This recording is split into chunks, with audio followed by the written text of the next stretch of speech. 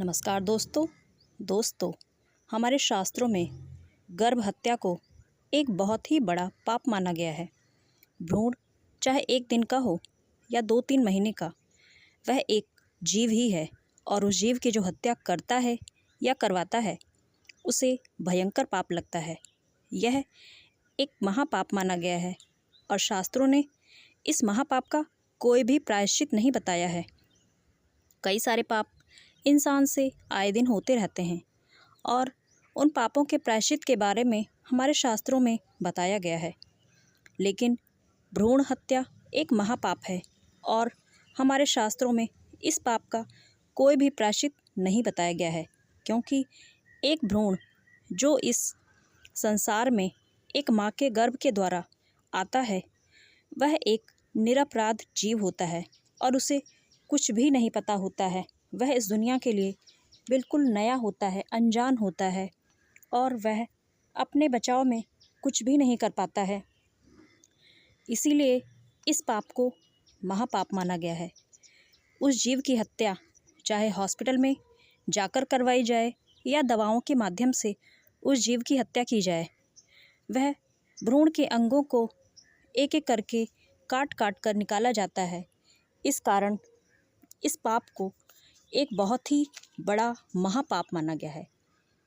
इससे उस भ्रूण को कितनी ही पीड़ा होती है तथा वह अपना बचाव भी नहीं कर पाता है। इसीलिए यह एक महापाप है।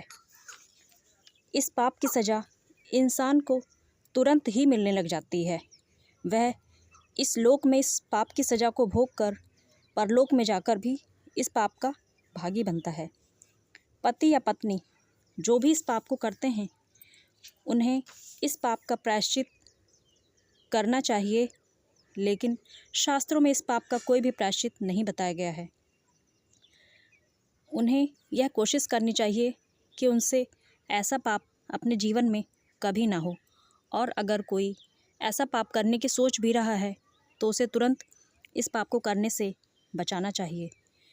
जो पति पत्नी इस पाप को करते हैं उन्हें आगे की संतानों को प्राप्त करने में बहुत ही परेशानी होती है, और यदि उनकी पहले से ही कोई संतान है और वह आगे की संतान ना चाहने के कारण ऐसी भ्रूण हत्या करवाते हैं, तो जो उनकी संतान है वह ही उन्हें इतना परेशान और दुखी करती है कि माता पिता बहुत पश्चाताप करते हैं और ईश्वर से प्रार्थना करते हैं कि हे ईश्वर, आपने हमें यह कैसी संतान दी है।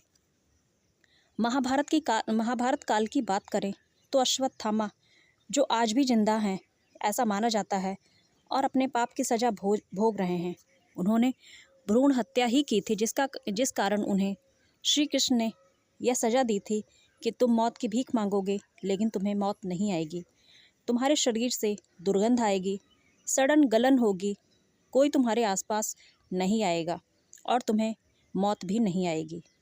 भ्रूण हत्या को इतना बड़ा महापाप माना गया है।